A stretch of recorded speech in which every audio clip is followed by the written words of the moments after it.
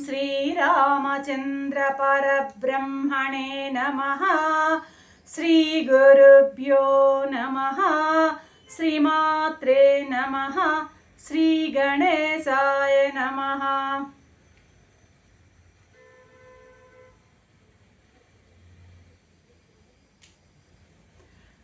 ప్రియాత్మ బంధువులారా, యోగ వాసిష్టం నిర్వాణ ప్రకరణము 605వ భాగము.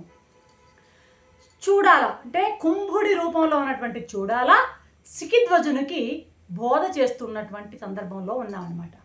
ఈ సృష్టి లయాలు అనేటివి వాటిని గురించి చెప్తున్నటువంటి సందర్భంలో నిన్న ఆపామన్నమాట. ఇప్పుడు ఏమంటున్నాడు? విషయ రూపంగా మనస్సుకు రావడమే సృష్టి అంటాడు అనమాట. ఇక్కడ అంటే నామరూప క్రియాత్మకమైన ప్రపంచము ఆ విషయ నామరూప క్రియాత్మక రూపంగా మనసుకు రావడమే సృష్టి. ఆ నామరూప క్రియాత్మక రూపంగా రాకపోవడమే అంటే ప్రపంచాన్ని ప్రపంచంగా కాకుండా సచ్చిదానంద స్వరూపంగా చూడడమే లయము అనే అభిప్రాయాన్ని చెప్తున్నారు ఇక్కడ అన్నమాట. అయితే ఇది అంత సులభంగా రాదు మనసుకి. ఈ రకమైన భావన రావాలంటే దానికి బాగా శిక్షణ కావాలి అంటున్నాడు ఇక్కడ. గొప్ప శిక్షణ ఉంటే కానీ ఈ భావము అలవడదు. ఆ శిక్షణ ఎలాంటి శిక్షణ కావాలంటే శాస్త్రాలతో మంచి శాస్త్ర జ్ఞానం కలిగి ఉండాలి. సజ్జన సాంగత్యము, అదేవిధంగా అభ్యాసం, నిరంతర అకుంఠితమైనటువంటి దీక్షతో కూడినటువంటి అభ్యాసము, ఇవన్నీ కూడాను బాగా శీలించిన నాడే ఆ మనసుకి అటువంటి శిక్షణ వస్తుంది. రావడానికి టైం కూడా చాలా ఎంతో కాలం పడుతుందన్నమాట. ఇది మనసుకు అనుభూతం కావడానికి. అర్థమైందా? ఈ స్వచ్ఛత, ఈ పవిత్రత ఏర్పడడానికి చాలా కాలం పడుతుంది. చాలా కఠోరమైనటువంటి సాధన అవసరం అవుతుంది. శాస్త్ర జ్ఞానం అవసరం అవుతుంది.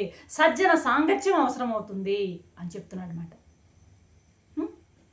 అంటే ఆ జ్ఞానం అవ్వాలంటే సంసిద్ధత కావాలి. ఆ జ్ఞానం గ్రహించాలంటే గొప్ప సంసిద్ధత ఉండాలి. అది కూడా ఒక ప్రీ రిక్విజిట్ క్వాలిటీగానే ఇక్కడ చెప్తున్నారన్నమాట. కాబట్టి ఇదంతా కూడాను ఆభాస అని, ఆభాసనంతా కూడా లయం చేసుకోవడము, స్వానుభవంలో లయం చేసుకోవడం అన్నదే ఇక్కడ చెప్తున్నటువంటి బోధ అన్నమాట. అర్థమవుతుందా?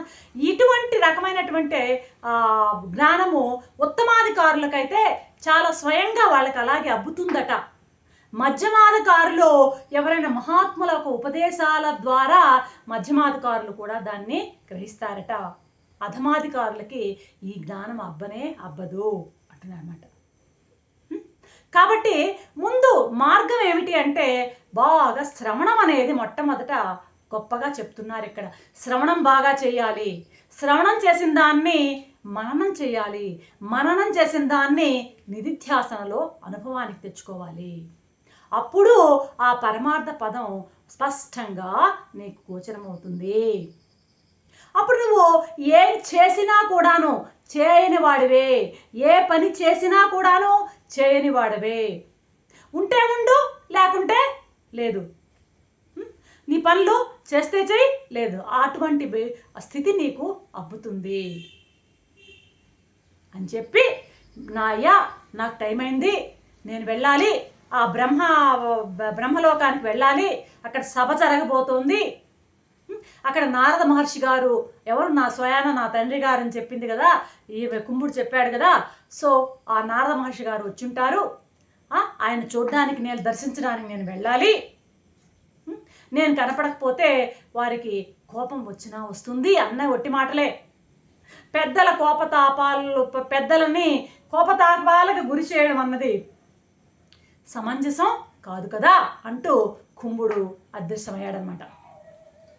ఇక మన సికిధ్వజుడు ఆశ్చర్యంలో తల మునకలవుతున్నాడు. ఎంత గొప్ప ఉపదేశం నేను విన్నాను.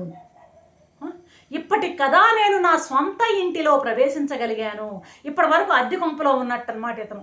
నా స్వంత ఇల్లేది సచిదానంద పరమాత్మ, నా అద్దె కొంపేది ఈ జీవుడు అనేటువంటి ఉపాధితో కూడినటువంటి ఈ దేహంలో నుంచి నేను ఇప్పటికి కదా నా స్వంత ఇంట్లో నేను ప్రవేశించగలిగాను. అబ్బా ఎంత కష్టం పడ్డాను, ఎన్ని కష్టాలు పడ్డాను. ఇప్పటికి కదా నా మనసు శాంతమైంది, శీతలమైంది. ఇప్పుడు నాకు రజస్తమో గుణాలు అనేటువంటి మాలిన్యాలు నా మనసుని వీడిపోయాయి కదా. నాకు అసలు ఎక్కడా కూడాను నామరూపాలే కనబడటం లేదు. నిజమైనటువంటి పరంధామాన్ని నేను అందుకున్నాను అన్నటువంటి భావన నాకు కలుగుతోంది. నాకు అమృతపానం చేసినట్టుంది అంటే అన్నమాట.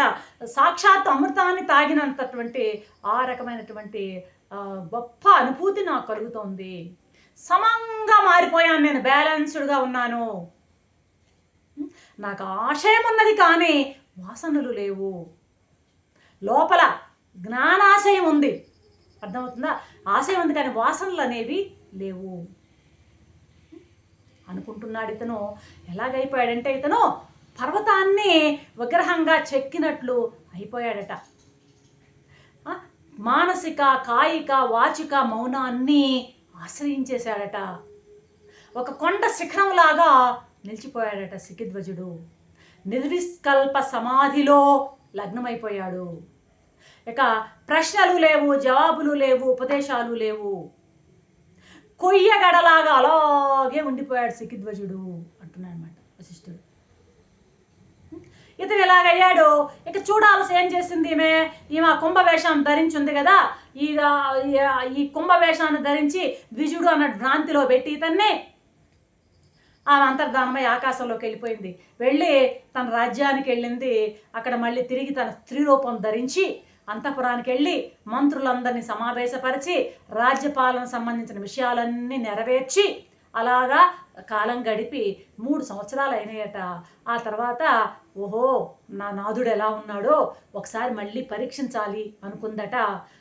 ఈమె యోగ సమాధిలో ఉన్నాడా లేదా, అతను ఏ రకమైన నిర్వికల్ప సమాధిలో ఉన్నాడా లేదా అని ఒకసారి పరీక్షించాలని ఆమె